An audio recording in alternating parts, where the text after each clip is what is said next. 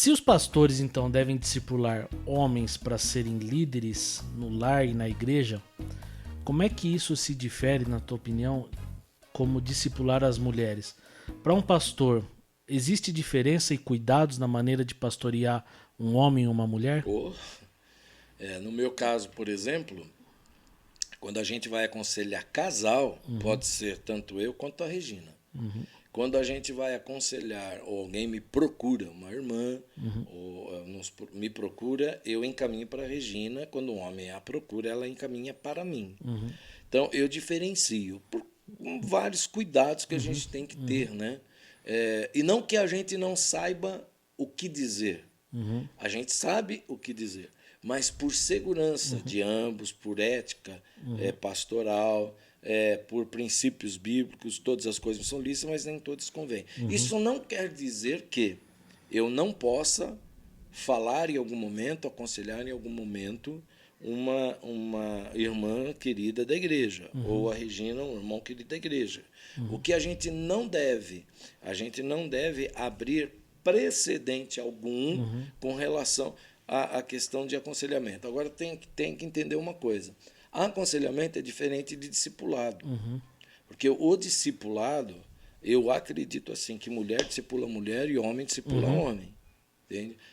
Em alguns momentos, e até em culto, assim, eu já tive alguns momentos dentro da liturgia, falar, vamos fazer grupos de oração, mulher com mulher e homem com homem, entendeu? Solta um pouco a sua esposa aí, ela vai orar agora com outra mulher, dentro do culto mesmo, culto de dominical e tal, né? E que eu acho importante, não que isso seja ruim, um homem, irmãos, fazer uma roda ali, não é nada disso. Eu acho até muito legal, bacana, e a gente precisa praticar isso. Então, o discipulado, eu acredito que tem que ser mulher com mulher e homem com homem, né? E por exemplo, a gente atende casais, né? Como casal, tem um casal, um homem e uma mulher. Eu posso aconselhar os dois, ouvir os dois. Mas eu gosto, e a Regina também, dos dois ouvir os dois. E em alguns momentos a gente fala, olha, é melhor eu ouvir só ele e você ouvir só ela, tal, né? E aí a gente não consegue também discernir essa questão do que está havendo. Porque tem muito mais coisas atrás das palavras do que a gente possa imaginar. Sim. Né? Então, a gente tem alguns cuidados, algumas ferramentas, alguns aprendizados, por errar, por acertar, que ao longo dos anos aí nos ajudaram a ter. Né? O que um pastor precisa ter em mente quando discipula e aconselha homens? E qual a principal diferença no discipulado com homens e mulheres? Tá, é a natureza do homem, né?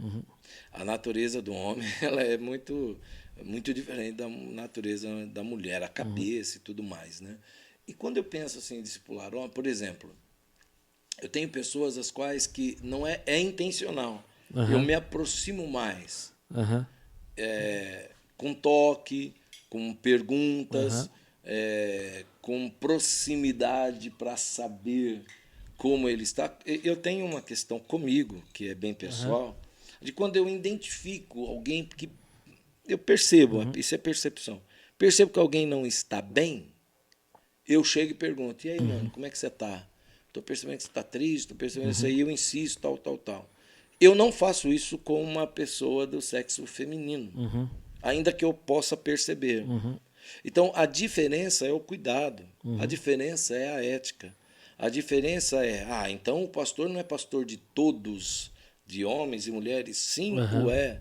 Mas quando você entra numa questão de discipulado, você precisa entender que é interessante as condições éticas, morais e espirituais. Né?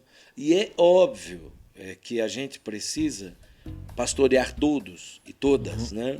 Mas existem algumas nuances que elas são comprometedoras e elas são interessantes e necessárias para que aquela pessoa seja edificada. É cuidado só, é zelo, não é nada demais.